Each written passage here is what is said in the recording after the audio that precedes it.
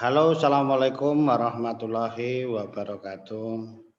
Waalaikumsalam warahmatullahi wabarakatuh. Selamat siang pemirsa sekalian yang berbahagia.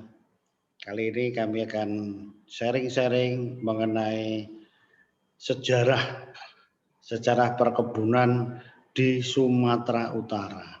Ya, sangat terkenal sekali di sejarah perkebunan dunia. Sumatera Utara juga menorehkan sejarah perkebunan itu pada titiknya. Ya, karena sangat terkenal nanti karena selalu berkaitan sejarah perkebunan oleh Belanda itu salah satunya di Sumatera Utara titiknya. Ada nanti sampai Suriname dan sebagainya itu kan awal mula sejarah salah satunya ada di Sumatera Utara. Sehingga kita bisa membahas bahwa sekarang ini tidak lepas Sumatera Utara itu dengan dunia perkebunan. Kalau kita berbicara perkebunan, apa saja itu biasanya selalu berkaitan dengan Sumatera Utara. Ya, coba kita lihat kalau kita berbicara masalah kelapa sawit.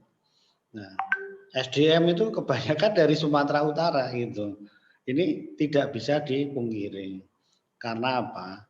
Karena memang awal sejarah perkebunan itu dari Sumatera Utara. Nah, lingkungannya sudah demikian.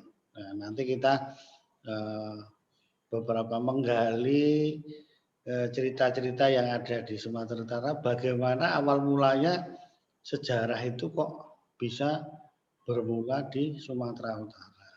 Kali ini kami akan mengajak berbincang-bincang dengan Mas Koko Mardianto yang pernah datang ke Museum Perkebunan, makanya perlu kita tanya-tanya dari hasil belajarnya itu bagaimana supaya hasilnya lebih jelas.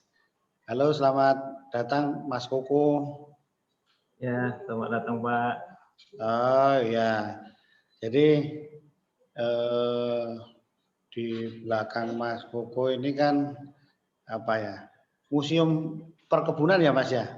Ya Pak, Museum Ya, Perkebunan Indonesia Pak, yang berada di Jalan Brigjen Katamso, tepatnya di depan kantor pusat penelitian kelapa sawit Pak. oh ya, ini kan berhubung pandemi ini kan masih tutup ya nampaknya ya Mas ya? Iya Pak, ini di virtual background saya kondisinya tutup Pak, tapi kayaknya sekarang menerima kunjungan tamu dari luar Pak. Oh ya, tapi dengan protokol kesehatan. Betul Pak. Iya, Mas, di dalam itu kan, di dalam Museum Perkebunan kan disampaikan juga mengenai sejarah perkebunan itu salah satunya kan di Sumatera Utara juga ya kan, Mas? Iya Pak. Ya, jadi kenapa itu di Sumatera Utara itu kok Belanda itu kok sudah tahu kan, Mas, bahwa Sumatera Timur, nah itu termasuk daerahnya yang subur banget, Mas, untuk perkebunan. Ya, itu kalau kita bekerja di kelapa sawit, makanya Sumatera Timur, Sumatera Utara ini kan dipilih sebagai kelas lahan kesesuaian lahannya S1. Mantap, ya untuk sawit nomor satu Mas ya kan. Nah ini Sesuai Pak. ya karena dari dulu udah diketahui itu Mas ya kan. Ya makanya sejarah itu kan ceritanya dari awal dulu zaman kolonialisme itu Belanda sudah tahu. Makanya Mas itu dulu kan dimulai mau bertanam tembakau Mas. Ya, terkenal sekali tembakau Delhi, ya kan Mas? Iya Pak. Tembakau Bali. Terutung dari Delhi. Itu siapa baca gimana itu? Awal-awal kan sampai Belanda itu ngirimkan dari ahli dari Besuki Jawa Timur sana, Belanda itu untuk memprospek penanaman tembakau kan Mas. Siapa Mas lupa aku itu, siapa namanya? Kalau waktu tanah Delhi dibuka, komoditi utamanya adalah tembakau yang tumbuh subur, Pak. Ini saya membaca yang saya dapat dari museum, Pak. Iya, iya. Seorang Arab yang bernama Said Abdullah Said bin Umar Bilfaqih. Sebelum ada Belanda, dia melihat masa depan tembakau yang luar biasa, Pak. Wah, itu potensinya udah tahu lah, makanya dikirim ya kan. Ya, Pak. Oh iya. Habis itu terus berkembang, kemudian terus sampai dikirim yang itu warga negara Belanda itu siapa itu lupa aku namanya, Mas. Jacob Nienhuis ya, Pak. Oh, Jacob Nienhuis gitu apa bacanya gimana itu? Jacobus Nienhuis, Pak. Oh ya. Gitu. Itu seorang planter terkenal untuk mengembangkan tembakau di Sumatera Timur kan, Mas? Ya, seorang tenaga ahli muda Belanda bernama Jacobus Nienhuis, seorang planter tembakau di daerah Besuki, Jawa Timur, dan bekerja pada firma P. van den Aren didatangkan, gitu Pak. Oh, Kalau iya. kalimat informasinya gitu Pak. Iya, iya. Makanya kan terus berkembanglah tembakau Delhi sampai nampaknya sampai sekarang masih loh nampaknya itu loh, Mas. Iya kan? Tenaga ahlinya Pak. Iya, meskipun tidak seluas dulu ya kan. Sekarang kan di PTPN 2 kalau nggak salah ya, Mas ya. Oh iya, untuk Iya. tembakau yang tersisa di daerah Sampali sana ya Pak ya. Oh mungkin Mas ya, mungkin. Saya juga belum pernah itu. Tapi itu terkenal Daerah itu. Kelambir 5 Pak, daerah Kelambir 5. Oh iya. Ya sama kan orang Medan harus tahu lah. Ya itu pertama kali kan tembakau ya kan Mas. Ya udah berarti udah terkenal lah itu. Nah, akhirnya berkembang ke komoditi-komoditi lainnya yang sangat terkenal di Sumatera Utara. Nah, apalagi Mas, kopi ya? Kopi apa? Kopi Pak. Oh kopi ya. Jadi karena ada krisis tembakau pada tahun 1891, Ya. jadi ada namanya tuan kebun gitu Pak, istilahnya mencari komoditas lain yang menguntungkan pasca anjloknya tembakau. Oh. Jadi kopi adalah komoditas perkebunan pasca krisis tembakau pada tahun 1890-an sebelum beralih ke karet. Pada saat itu perkebunan kopi dibuka di Serdang Hulu. Oh ya. Penanaman kopi dimulai sejak tahun 1893. Jenis kopi yang ditanam adalah kopi Liberia. Gitu Pak. Oh ya, Liberia sekarang baru dikembangkan lagi Mas. Iya kan. Tapi kalau yang Arabica Mas, itu kan untuk di dataran tinggi. Kok dengar-dengarnya itu kan kalau yang itu kan pengembangan-pengembangan berikutnya ya kan Mas. Sehingga di Sumatera Utara itu terkenal dengan kopi Arabicanya. Salah satunya kopi apa Ateng. Ya, kopi Sigarutang untuk membayar utang. Kopi Sipiro kan gitu terkenal itu Mas. Terkenal Ya. itu Pak. Oh, dan kopinya juga terkenal enak loh Mas, Sumatera Utara itu. Iya kan? Ya di kampung saya di Siantar Mas. Itu ada ini kopi Koktung itu terkenal Mas di bandara di mana kopi apa ya Selatan Baru. Kalau di tebing tinggi ada kopi Cap Kingkong. Ya ada itu Mas. Jadi kopinya sangat terkenal itu di daerah Sumatera Utara Mas. Meskipun di daerah-daerah lain juga ada, tapi salah satu apa yang terkenal itu di Sumatera Utara itu kopi. Kopi setelah kopi tadi kan berkembang apalagi ya Mas? Kalau berkaitan dengan dulu itu kan juga ada karet ya Mas? Iya Pak. Ya. Jadi kalau karet itu Pak. Iya gimana Mas?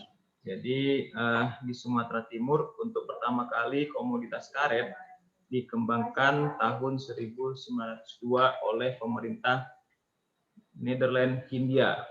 Kawasan budidaya karet pertama kalinya di Serdang Hulu, luas area mencapai 176 hektar. Pada tahun 1904, Belanda membuka kesempatan bagi perusahaan lain untuk investasi karet di Sumatera Timur, seperti dari Inggris, Belanda, Prancis, Belgia, dan Amerika. Kira-kira gitu Pak. Ya. Mula karet di Indonesia Pak. Di Sumatera Utara maksudnya. Sumatera Utara Pak. Ya. Nah, jadi memang kalau habis itu karet itu gabungannya kan dengan ini loh Mas, dengan kelapa sawit. Nah, nanti kan kita setelah ini cerita tebu ya kan Mas. Jadi kalau cerita karet, ya ceritanya itu sama kelapa sawit gitu. Awal mulanya kan Mas. Jadi mulai berkembang. Makanya di perkebunan-perkebunan itu selalu gandengannya kalau nanam karet ya nanam sawit gitu kan Mas. Ya, kok dari sejarahnya adalah gitu. Nah, sehingga berkembanglah lembaga risetnya pun Mas itu kan. Penelitiannya itu kan ada APA, ada AFROS ya kan. Dan akhirnya jadi pusat penelitian kelapa sawit PPKS itu tadi yang risetnya itu sebenarnya untuk karet untuk sawit itu 1916 loh Mas. Ya. 16 ya Pak. Ya 1916 sudah lama. Kemudian sebelumnya itu penanaman karet juga sudah tadi. Jadi bahkan untuk risetnya tadi kalau cerita karet Mas yang sudah masyarakat sudah umum juga menanam karet di Sumatera Utara juga ada lembaga riset yang terkenal penelitian karetnya Mas. Sungai Putih Mas. Ya. Balai penelitian karet Sungai Putih yang dulu diresmikan oleh Presiden Soeharto itu Mas. Ya. Kemudian seiring dengan itu juga sawit berkembang. 19 apa itu lupa saya 11 kalau nggak salah. Itu udah mulai dikomersialisasi atau siapa itu lupa saya. Ada Van Halet. Kemudian dimulai dikomersialisasi di kebun tanah hitam Ulu. Kemudian dekatnya sungai Sungai Liput yang di Aceh itu tadi. Samyang. Jadi udah mulai berkembang juga sawit di awal-awal itu tadi. Ya. Kemudian cerita itu Mas, itu berkaitan juga nanti dengan tebu. Tebu juga berkembang juga di awal itu. Sehingga yang sekarang masuk di PTPN 2 ya. Itu ada kebun Semayang, ya kan Mas.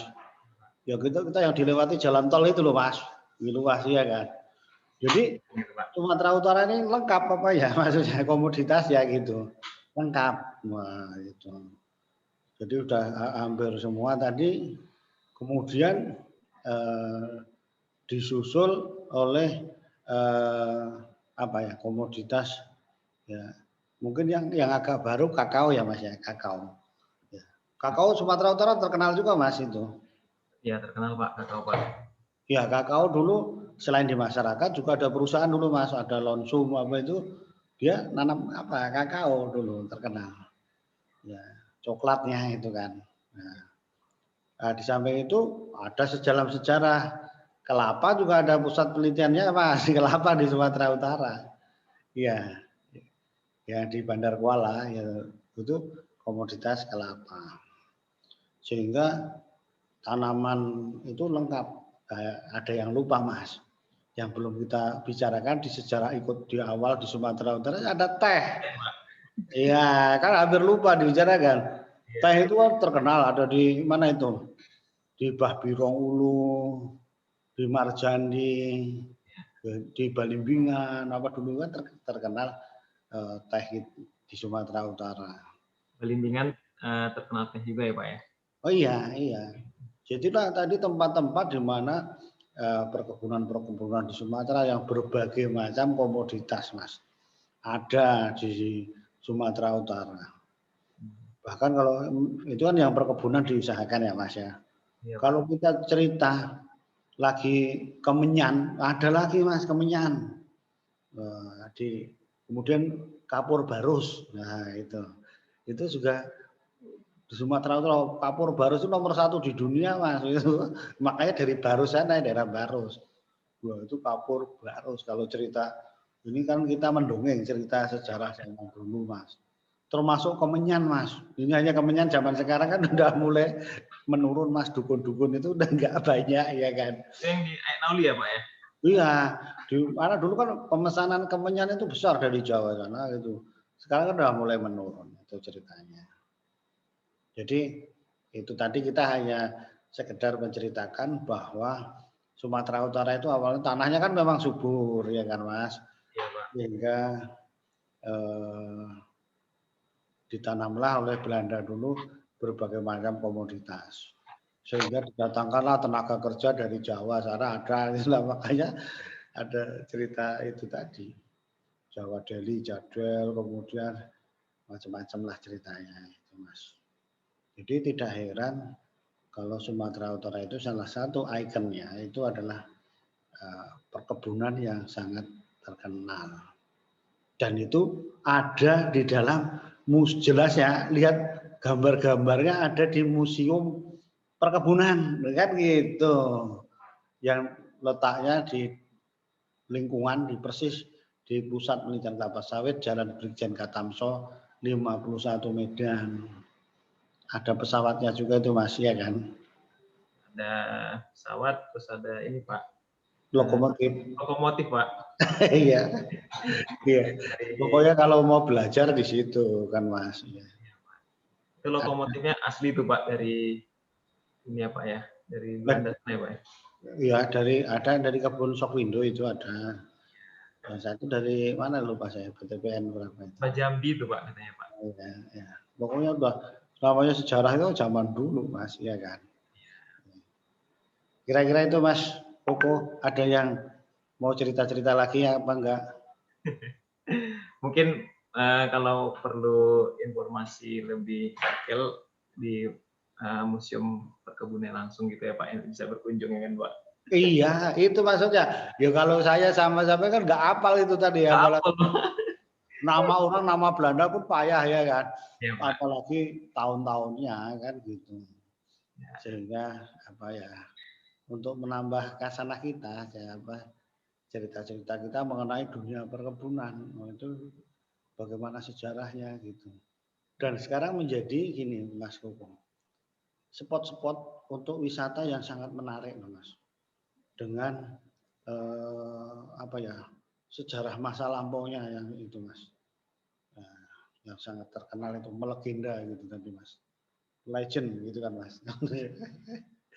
Oke Mas Koko, terima kasih sudah ikut menjelaskan mengenai sejarah perkebunan di Sumatera Utara yang terutama bisa dilihat di Museum Perkebunan. Terima kasih Mas Koko. Assalamualaikum warahmatullahi wabarakatuh.